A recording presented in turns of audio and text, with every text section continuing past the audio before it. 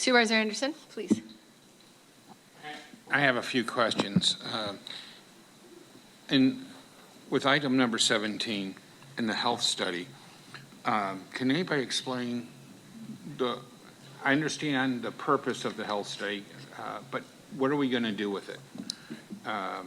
Once we get the determination from it, I was hoping you would. I'd be happy to. I think I'd be Supervisor Aguirre has volunteered. We continue to wait for a state of emergency declaration from our current president, which he has not yet declared. We know that that's what we need so that we can immediately exempt bidding and procurement processes and permitting processes so that we can actually address the main source of pollution, which is the river itself. Administrator Zeldin was here. He celebrated the advancements that have been made, but none of that goes to tackle the main source of pollution. Now, that's one thing. Secondly, the EPI study will tell us exactly what is making it into people's bodies. So anybody that says that this is useless information doesn't understand the basics of medicine. We need to know exactly what's happening in people's bodies.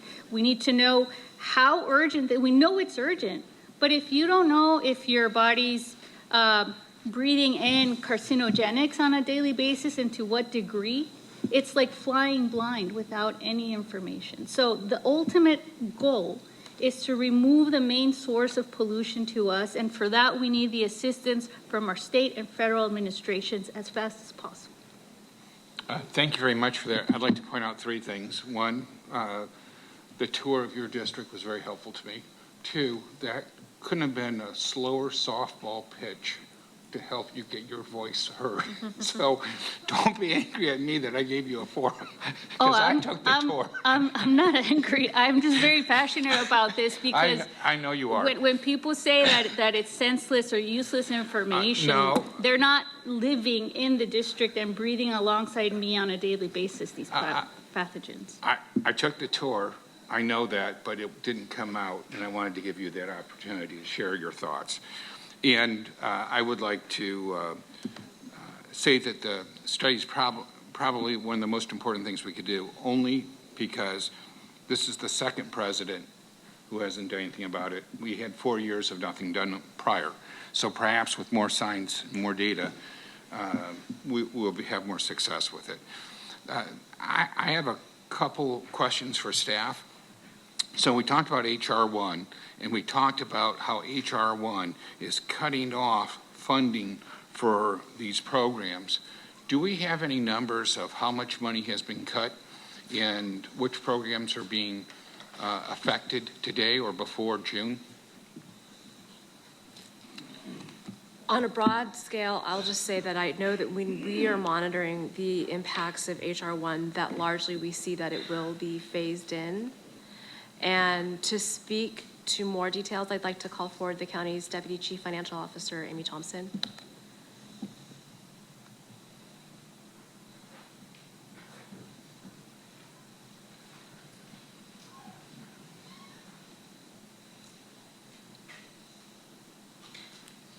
Thank you, Supervisor, for the question. So what Joan says is exactly right.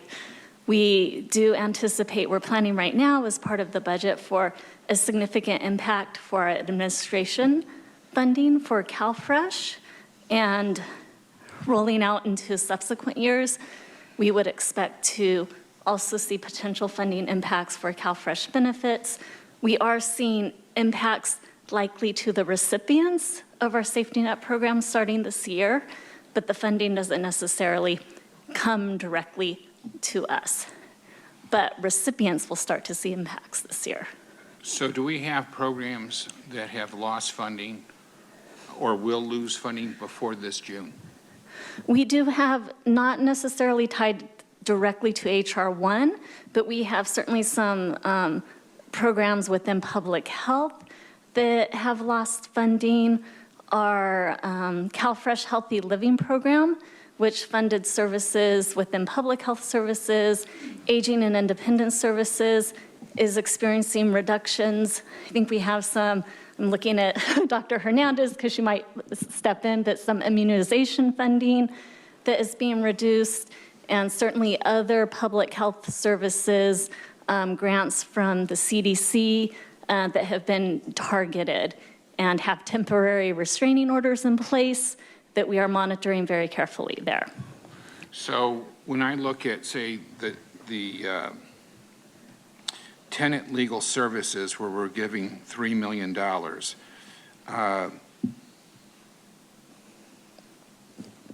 has that been hit by HR 1? So tenant legal services right now is a county-funded, our portion is funded using general purpose revenue. That was a program that was funded with one-time funding under the American Rescue Plan Act. And so as those funds have been spent, we had reductions there to align with available county funds. Will that fund run to zero before our budget process? No, the reduction though is in place currently this year. It went from about $3 million annually to $1.5 million annually. That reduction did occur in fiscal year 25-26. The affordable housing development, we have $5 million going to that. How is that HR, I mean, is that affected by HR 1? I think with a lot of the programs that are listed on attachment D as candidates for unlocked reserves are envisioned to help the same population that would be impacted from all of the safety net ramifications of the changes to federal funding and the additional administrative hurdles and enrollment processes that could make it more difficult to keep people connected to care. That Right, makes sense. We have in June, we open up our budget process, correct? And we have $5 million. So with that $5 million, are we out of money? Or are we doing the budget before the budget process? Supervisor. Because that $5 million, will it be spent before June? If I may, Yeah. I had asked Amy to come up just to speak to where we saw federal funding impacts in our county programs, and now I feel like the line of questions has moved. By the way, I have no idea who has the answer. Amy answered the last question. I'm not trying to put her on the spot. I'm not Okay. trying to. Okay, so I just wanted to Amy, you do a lovely slide job, in and and I talk think a little bit about highly of the. Thank you, Amy. A little bit about Let me tell you what I'm going through. Sure, sure. I'm going through Schedule D, and I'm looking at this stuff, and much of it is in our usual budget process. We're 3 months away from the usual budget process. I thought the purpose of this exercise was, and I'm very open to it, and I agreed to it, was to look at HR 1 cuts that are impacting us and backfilling those cuts. But this is far exceeding any cuts or anything. And my district, my constituents are very smart people. They're going to say, we're creating slush funds that are going to roll over to next year's budget, and we're actually playing games with our budget by asking for money that's not necessary or needed in the moment, and avoiding the very open public process of doing a budget. So, you know, I don't like that we're doing this in this fashion. I find it not transparent whatsoever. When we look at doing things that are projecting programs out 2 years in advance, that's what the budget process is for. The other thing is, when we start talking about giving money to specific organizations instead of creating pots of money that people can apply for, then we're picking winners and losers. And I'm just wondering, in the City Heights Community Development, I'm sure they do incredible work, but I don't ever recall them ever doing work in District 2. And yet we're talking about $3.6 million for rental assistance there. But I don't see anywhere in here that District 2 has rental assistance whatsoever, or the Urban League of San Diego County. I'm sure they do incredible work with rental assistance. But again, in a budget process, in 3 months, we would be able to do all these things under the light of day with minutes with open meetings, with community input, nothing behind closed doors, everything in the light of day. And I'd feel very comfortable supporting all of it with that type of scrutiny, because we would be measuring all the needs. But giving people money far in excess of what they can spend in 3 months creates a slush fund that would allow us to do budget changes because they have too much money here and not enough money there. And sometimes that happens on the natural, and we need that process. But this isn't on the natural. This is not organic. This is cooking the process.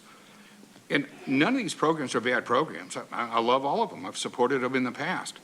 I just can't support how we're doing it because I don't know who gave input. I don't know what the outreach was. And when you name specific organizations that don't service the entire county, it looks like there's the thumb on the scale when I know none of my colleagues do that. But I don't want to be part of a process that isn't transparent and gives the notion that our thumb is on the scale for only some groups and some individuals, when I know everybody on this board in their heart wants to help everybody in the county. So I'd be happy if we want to go through. It'd be a much longer meeting, but if we went through a presentation of how we got to these numbers in depth, I would gladly support it if that made sense. But if we wait 3 months, we can actually do that, and it's called the budget. And then it's an open public process that everybody gets to participate in, and that the criteria used to select this.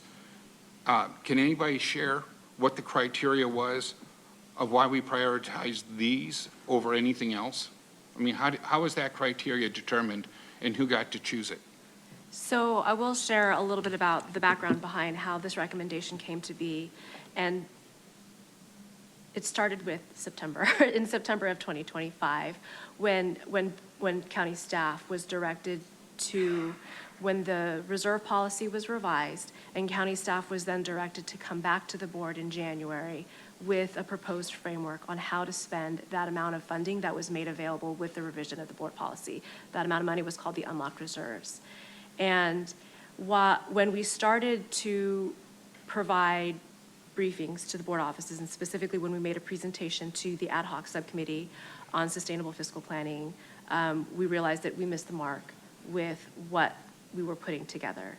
So when it comes to what the purpose of the unlocked reserves, I'll note that there are 4 items in the admin code that note what the unlocked reserves are for. One of them is direct response to a decline in federal funding. The next one is in recessionary environments. And then we also have another one that is for the CAO to bring forward any time-critical items in the process of any budget actions. And then finally, to help replenish any general fund minimum reserve requirements. So those are the 4 things that are requirements for anything to be involved in the unlocked reserves. And so with this preliminary work that staff had done in January, we continued to do the work upon direction from the board that was given on January 28th. At that board meeting, the board had directed the CAO to continue the work of putting together a framework for the unlocked reserves and to work under the advice and guidance of the ad hoc committee for sustainable fiscal planning.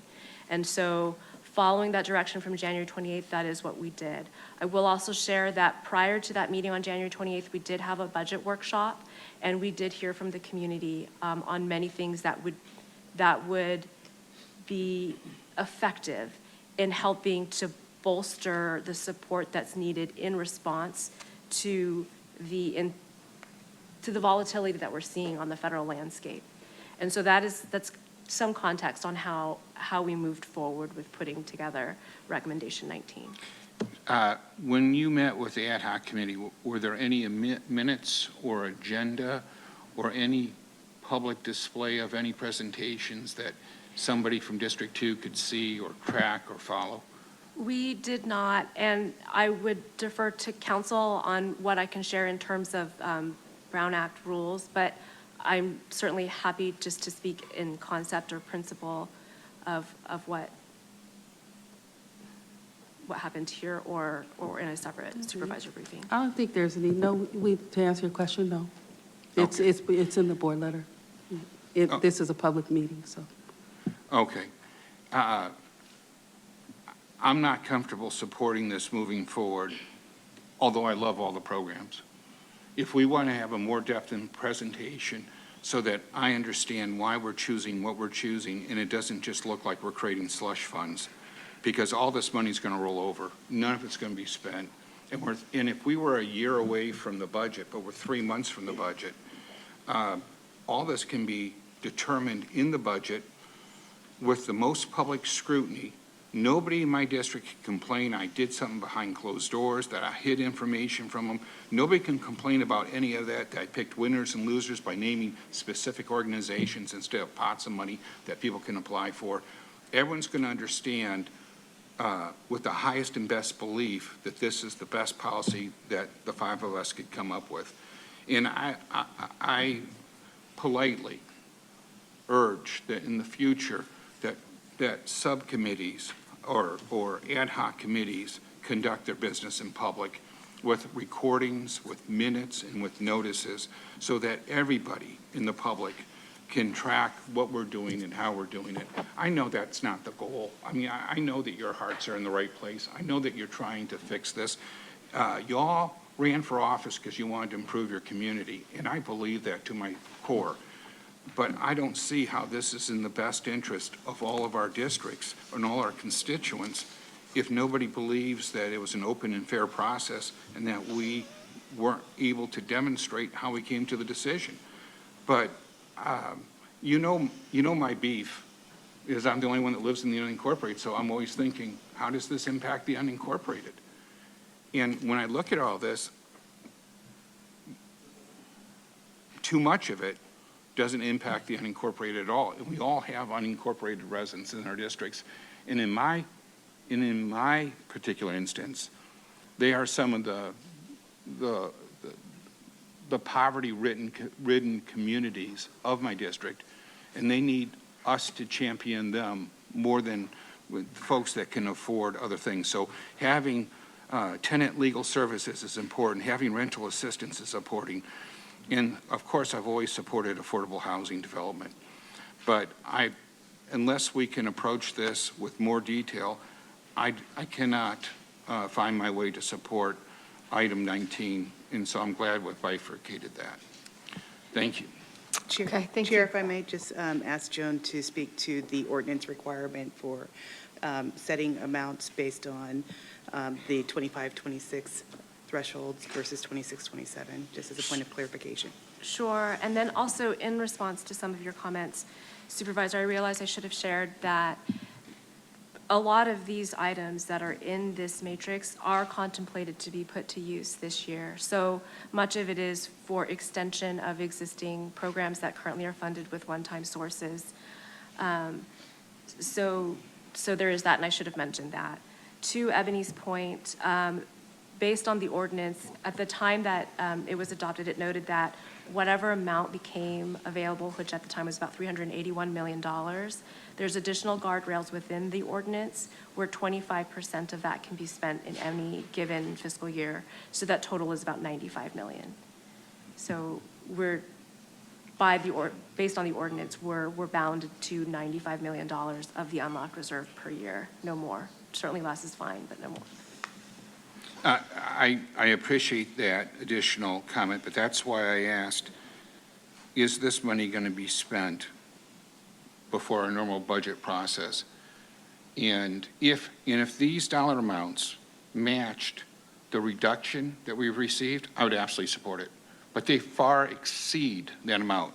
And look, I'm guilty.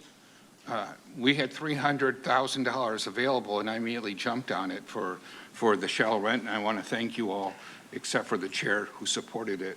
Jokingly. I know you in your heart, you supported it. But see, I didn't know at the time that you were working on 2.7 million coming forward today. So, but we're not going to spend that 2.7 million, and we're bypassing that budget process. And I really want to see us go through the budget process. I don't think this should be a race to spend the reserves. And if we spend less of fewer of the reserves. I plan to support 17, which is spending some of the unlocked reserves, but I believe it warrants it. This looks like we're just taking from the reserves to create slush fund for the budget. And when I voted in 2009, I believe I voted on an $86 billion California budget, and I believe last year was in excess of $322 billion, almost 4 times the amount in 15 years, and yet nothing's fixed. Once we go down this road, that money just fritters through our fingers. Not because we don't have good intentions, it's just the nature of the beast. And I want to make doggone sure these fundamental things are funded and that nobody in South Bay is choking on poison, and that we have the reserves that the next fire, that we don't look like LA where people haven't rebuilt in a year. Madam Chair, thank you, and thank you to my colleagues for being so thoughtful, allowing me to speak for so long.